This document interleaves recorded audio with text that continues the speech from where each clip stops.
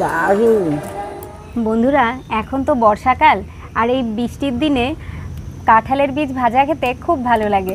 দেখো বন্ধুরা, আকাশে কতটা মেঘ, আর এই মেঘলা ওয়েদারে বৃষ্টির দিনে এই কাঁঠালের বীজ ভাজা খুবই ভালো লাগে খেতে। তো আজকে আমরা একটা নতুন ভিডিও নিয়ে চলে এসেছি। আজকে আমরা কিভাবে কাঁঠালের বীজ ভেজে খেতে হয় সেটাই তোমাদের দেখাবো।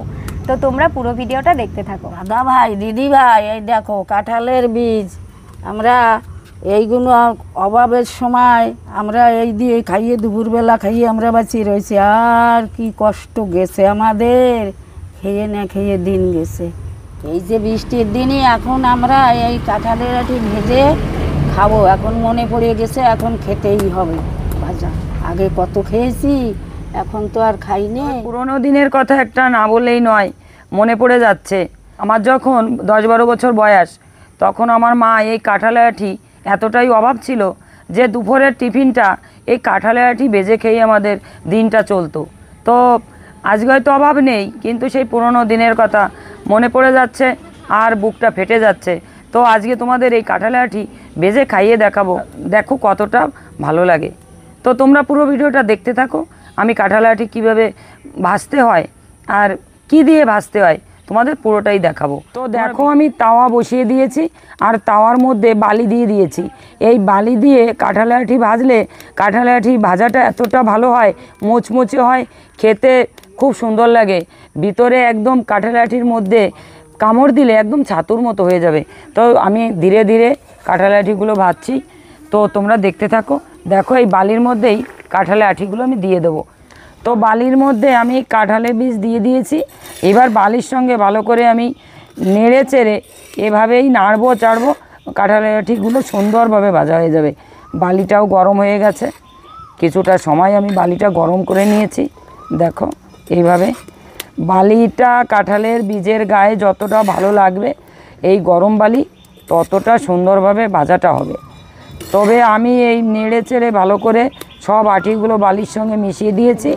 এবার আমি কিছুটা সময় এই আটিগুলো ঢেকে দেবো। তো ঢাকার জন্যে আমি নিয়ে নিয়েছি একটা মাটির তৈরি করা সরা। এই সরা দিয়ে আমি এবারে পুরো তাওয়াটাকে ঢেকে দেবো, আর আটিগুলো সুন্দরভাবে ভাজা হবে, এমনকি সিদ্ধ হয়ে যাবে। দেখো, ধীরে ধীরে আমি আঁচটা রাখবো, আর ভাজাটাও খুব সুন্দর হবে। তো এবারে আমি ঢাকনাটা তুলে ভালো করে নেড়ে চেড়ে দেবো।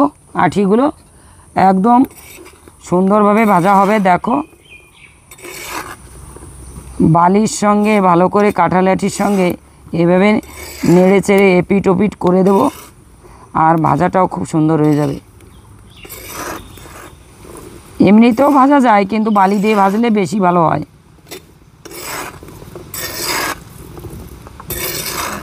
দেখো কত সুন্দর ভাজা হয়ে গেছে। আটিগুলো একটু হালকা পোড়া পোড়া হয়েছে, আর এইভাবে সম্পূর্ণ আটিগুলো সুন্দরভাবেই ভাজা হয়ে গেছে। এখনও আর একটু সময় লাগবে। এই কাঁঠালের আটি বালি দিয়ে ভাজার সময় অনেক সময় ফেটে যায়, আর ফেটে গেলে তখন বোঝা যায় যে প্রায় হয়ে গেছে। তো আমি আর একটু ডেকে দেব।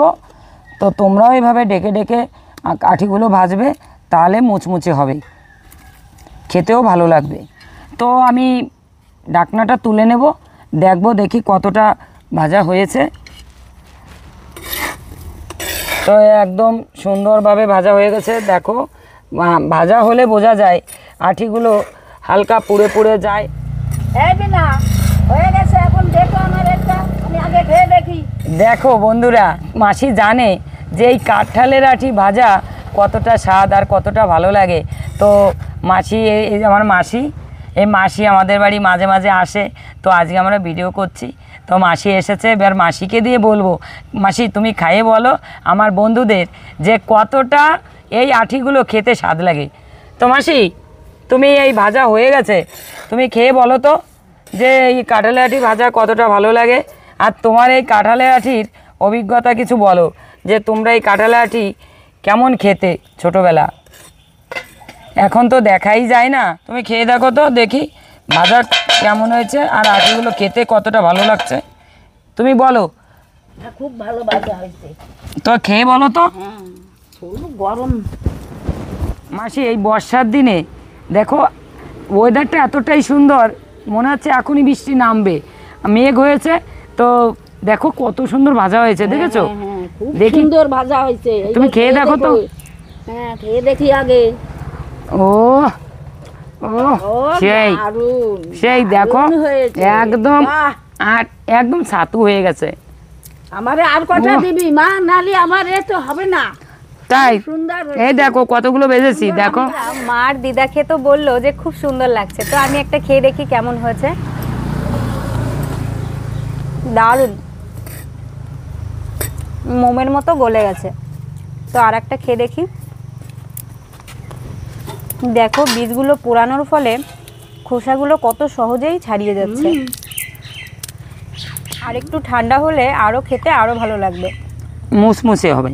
হুম, দেখো ভারতী কত সুন্দর হয়েছে।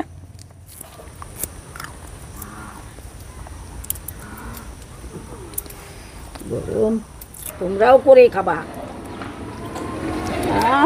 দারুণ, সুন্দর হয়েছে, খেতে ভালো লেগেছে। কি করো পিসি? এই তো দেখ এত সুন্দর করে কাঁঠালের আঠি ভেজেছি। খেয়ে বলতো বাবা যে কতটা, আমাদের বন্ধুদের বলতো কতটা সুন্দর হয়েছে। এই নে তোমরা কি খেলে নাকি এতক্ষণ? হ্যাঁ খেয়েছি, হেভি হয়েছে। খেয়েছি। যেমন মুচমুচে তেমন। দেখো, কাঁঠালের আঠি খাচ্ছি, দেখো একদম একটা চাপ দেওয়ার সঙ্গে সঙ্গে কিন্তু পুরোটা উঠে গেল। তো এবারে খেয়ে দেখি কেমন টেস্ট হয়েছে। বন্ধুরা, এই কারণেই না কাঁঠাল থেকে কাঁঠালের বীজ খেতে আমার খুব ভালো লাগে, কেন এর স্বাদটা একটু সম্পূর্ণ অন্যরকম। আর এটা কিন্তু প্রচুর উপকারিতা রয়েছে। এটা যেমন আমাদের শরীরের হজমে প্রধানত খুব সাহায্য করে। তো যাদের তোমাদের হজমের সমস্যা আছে তারা কিন্তু কাঁঠালের বীজটা তোমরা খেতে পারো। আর এছাড়াও শরীরের রোগ প্রতিরোধ ক্ষমতা বৃদ্ধিতে কিন্তু কাঁঠালের বীজ খুব উপকার করে। তো চলো এবারে কথা না বাড়িয়ে, খুব লোভ লাগছে, যতগুলো পারি আমরা সবাই মিলে আগে খেয়ে নিই। আর তোমরা কিন্তু কমেন্ট অবশ্যই জানাবে যে এই পদ্ধতিটা তোমাদের কেমন লাগলো। আর যদি ভালো লাগে তাহলে অবশ্যই our village cooking and blog চ্যানেলটিকে সাবস্ক্রাইব করে আমাদের পাশে থাকবে। দেখা হবে নতুন কোনো ভিডিও নিয়ে।